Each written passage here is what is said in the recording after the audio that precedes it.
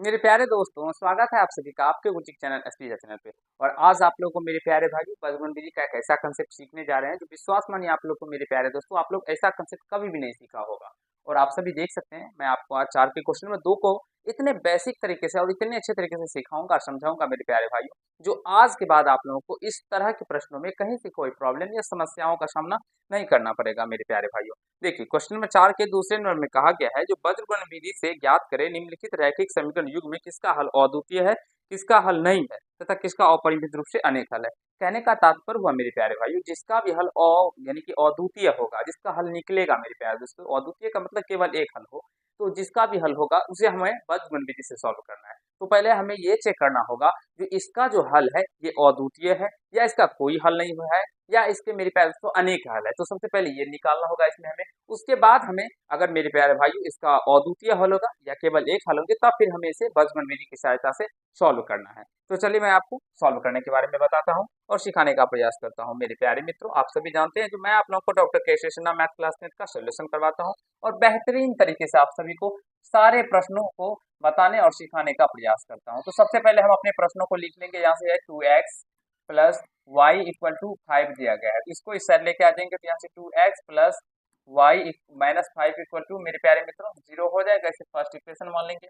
फिर यहाँ से इसको भी लिखेंगे तथा क्या हो जाएगा,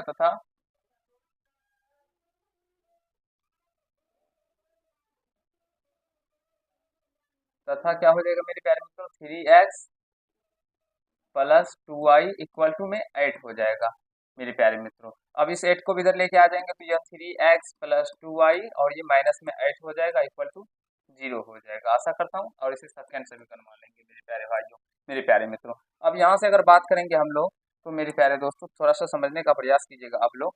जो a1 क्या हो जाएगा हम लोगों का, तो a1 यहाँ से x का कोफिशिएंट यहाँ पे क्या है, यहाँ पे देख सकते हैं 2 हो जाएगा a1।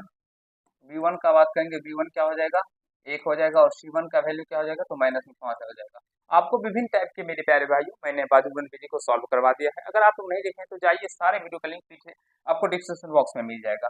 a2 यहाँ से क्या हो जाएगा, a2 का वैल्यू 3 हो जाएगा, b2 का वैल्यू मेरे प्यारे भाइयों 2 हो जाएगा और c2 का मान यहाँ से माइनस में 8 हो जाएगा। तो थोड़ा सा ध्यान से बनाइएगा। अब यहाँ से क्योंकि a1 बाई a2 निकालेंगे, तो a1 बाय a2 निकालेंगे तो क्या हो जाएगा, a1 बाय 2 देखिए 2/3, b1 बाय b2 निकालेंगे उसी प्रकार से b1 बाय b2 क्या हो जाएगा 1/2 और c1 बाय c2 हम लोग निकाल लेते हैं। ठीक है, c1 बाय c2, तो ये -5/-8, तो माइनस से माइनस कैंसिल, यानी 5/8 आ जाएगा मेरे प्यारे मित्रों।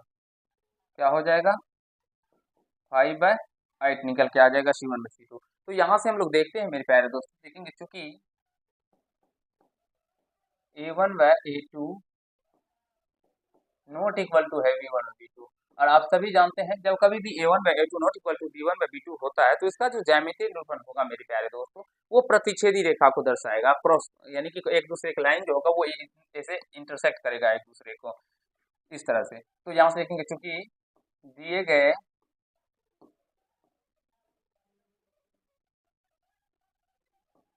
चूंकि दिए गए समीकरण का हल अद्वितीय है, अद्वितीय है, अद्वितीय हल का मतलब है केवल एक हल है, अद्वितीय है। और जब कभी भी मेरे प्यारे दोस्तों एक हल होगा तो फिर अब हम लोग सॉल्व करेंगे। अब लिखेंगे अब वज्रगुणन विधि से, अब वज्रगुणन विधि से,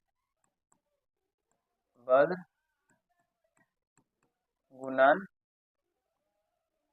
विधि से,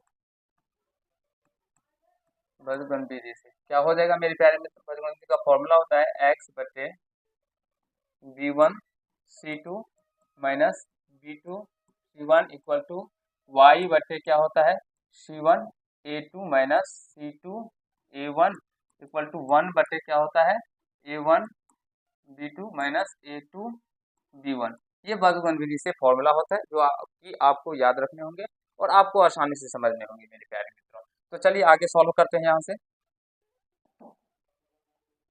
चलिए, तो यहाँ से क्या होगा x और बटे b1 का वैल्यू यहाँ से बात करेंगे हम लोग, देख सकते हैं b1 का वैल्यू यहाँ से देखिए 1 है, तो 1 मल्टीप्लस c2 का वैल्यू यहाँ से देखिए माइनस में 8 है, तो माइनस में 8 कीजिएगा। अब मान को रख के हल कर लेना। माइनस बी टू का वैल्यू 2 है और सी वन का वैल्यू माइनस में 5 है, तो माइनस 5 लेना है। ठीक है,